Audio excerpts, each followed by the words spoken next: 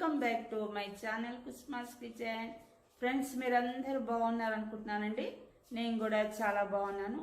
నేను ఈరోజు వచ్చేసి మరొక నిల్వ పచ్చడి రెసిపీతో మీ ముందుకు వచ్చాను. అది అల్లం పచ్చడి అనమాట. చాలా టేస్ట్గా ఉంటుంది కదండి అల్లం పచ్చడి. మనం నిల్వ చేసి పెట్టేసుకున్నాం అనుకోండి, చక్కగా బ్రేక్ఫాస్ట్లోకి, దోశలోకి, ఇడ్లీలోకి చాలా బాగుంటుంది. మరి చక్కగా బాక్సులు పెట్టుకునే వాళ్ళకైతే చాలా ఈజీగా ఉంటుంది. జాబ్ చేసుకునే వాళ్ళకి ఈ పచ్చడి రెడీ చేసి ఉంచుకున్నారనుకోండి, చక్కగా ఇడ్లీలోకి కూడా చక్కగా ఇలాగా మనం వేడి నీళ్ళు వేసి కలిపేసుకుని జారుగా చేసుకుని వేసేసుకోవచ్చు అనమాట. చట్నీ, ఇన్స్టెంట్ చట్నీ మాదిరిగా మనం రెడీగా చేసేసుకోవచ్చు. చాలా బాగుంటుంది. మరి అంతేకాకుండా అల్లం చాలా ఆరోగ్యం అండి. మనకి అల్లం ఏదో ఒక విధంగా మనం ఫుడ్లో యాడ్ చేసుకుంటామంటే మనకి ఆరోగ్యానికి ఎంతో మేలు చేస్తుంది అనమాట. మరి ఈ వీడియోని ఈరోజు మీకు చూపిస్తాను, ఎలా చేయాలో ఏంటో ఈ రెసిపీని.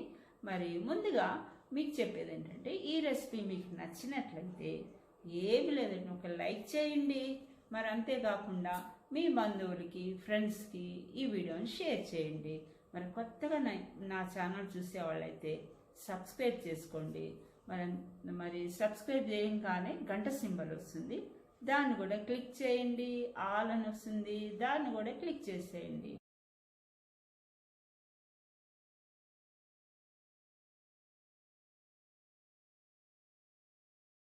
ముందుగా స్టవ్ ఆన్ చేసుకుని ఈ గిన్నె పెట్టుకున్నా అండి. ఈ గిన్నెలోకి ఇప్పుడు కొద్దిగా వాటర్ పోసుకోవాలి.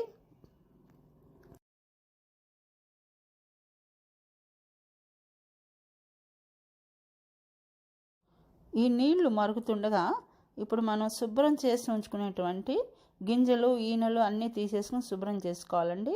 ఈ చింతపండుని వాటర్లో వేసుకోవాలి. నేను ఈరోజు చేసేటువంటి అల్లం పచ్చడికి 1/2 కిలో అల్లం తీసుకున్నానండి. దాంట్లోకి 1/2 కిలో చింతపండు అనమాట. ఈ చింతపండు ఇప్పుడు ఈ వాటర్లో వేసి కొద్దిసేపు ఉడకనివ్వాలి.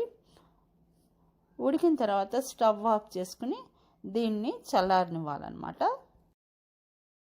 తర్వాత మరలా స్టవ్ ఆన్ చేసుకుని చూడండి, ఈ మూకుడు పెట్టుకున్నాను.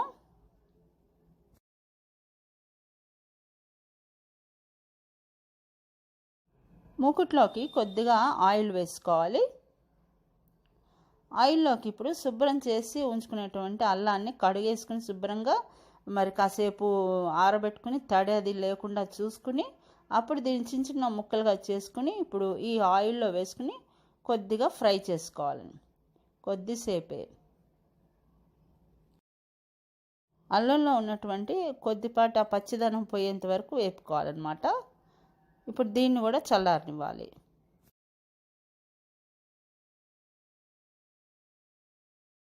అల్లం అంతా కూడా బాగా చల్లారిన తర్వాత ఫ్రెండ్స్ చూడండి, మిక్సీ జార్ తీసుకుని దాంట్లోకి కొద్దిగా వేసుకుని దీన్ని మెత్తగా గ్రైండ్ చేసుకోవాలి. చూడండి, ఈ విధంగా అల్లాన్ని అంతను కూడా గ్రైండ్ చేసుకున్నాను.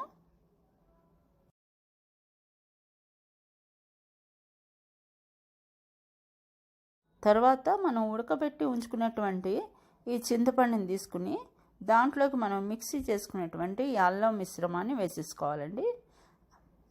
ఆ తర్వాత బెల్లం చూడండి, 1/2 కిలో అల్లం తీసుకున్నాను కదా, దాంట్లోకి కిలో బెల్లం వేసుకోవాలండి. కొంచెం బెల్లం తక్కువగా కూడా వేసుకోవాలి అనుకుంటే కొంచెం తగ్గించి కూడా తినేవాళ్ళని బట్టి, తీపిని తినేవాళ్ళని బట్టి వేసుకోవచ్చు అనమాట. ఇప్పుడు బెల్లం ముక్కలుగా లేకుండా చక్కగా మెత్తగా కోరుకున్నాను. ఇదంతా కూడా దీంట్లో వేసేసుకోవాలి. దాంట్లోకి ఉప్పు వేస్తున్నాను చూడండి ఫ్రెండ్స్. ఉప్పు 1/2 కిలో వేసా ప్రస్తుతం. మళ్ళీ చాలా పోతే మళ్ళీ కొద్దిగా కలుపుకోవచ్చు అనమాట. ఇప్పుడు కారము 1/2 కిలో అల్లానికి 1/2 కిలో కారం వేసాను. కారం కూడా తినేవాళ్ళని బట్టి కొంచెం కారంగా కావాలనిపిస్తే కొంచెం వేసుకోవచ్చు అనమాట. ఇప్పుడు దీని అంతా కూడా చక్కగా అంతా కూడా బాగా కలిపేసుకోవాలి. పూర్వం అంటే పెద్ద పెద్ద రుబ్బురోళ్ళు ఉండేవి, చక్కగా అందులో వేసుకొని రుబ్బుకునేవాళ్ళం. లేకపోతే వెట్ గ్రైండర్ ఉంటే అందులో వేసుకోవచ్చు అండి. ఈరోజు నేను మిక్సీలో కొద్దిగా వేసుకుని ఈ విధంగా గ్రైండ్ చేసుకున్నాను అనమాట. చూడండి ఫ్రెండ్స్, ఈ విధంగా వచ్చింది. మిక్సీ చేసుకుంటే అన్నీ కలుస్తాయి అనమాట. మనం వేసినటువంటి పదార్థాలన్నీ కూడా చక్కగా కలుస్తుంది. చూడండి, ఈ విధంగా పేస్ట్ లాగా వస్తుంది.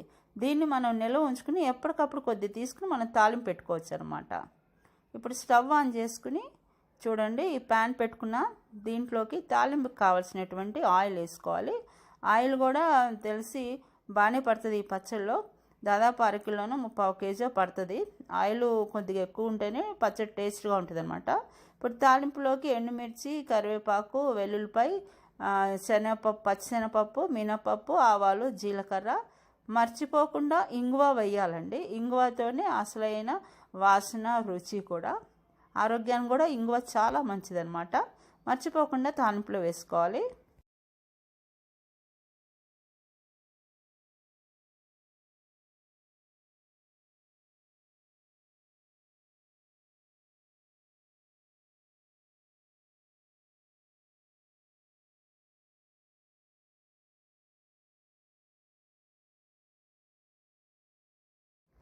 ఫ్రెండ్స్ చూడండి, తాలింపు వేగిపోయింది.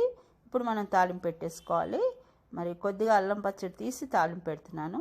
ఈ అల్లం పచ్చడి అంతా కూడా మనం ఒకేసారి తాలింపు పెట్టుకోవచ్చు, లేకపోతే మనకి ఎప్పుడు అవసరమైతే అప్పుడు కొద్దిగా తీసుకుని ఈ విధంగా మనం తాలింపు పెట్టుకుని వాడుకోవచ్చు అనమాట. ఫ్రెండ్స్ మరి అల్లం పచ్చడి రెసిపీ రెడీ అయిపోయింది.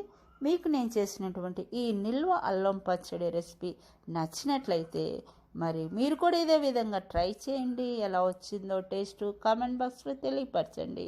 మరి అంతేకాకుండా ఈ వీడియో నచ్చినట్లయితే మరి లైక్ చేయండి, షేర్ చేయండి. Thank you.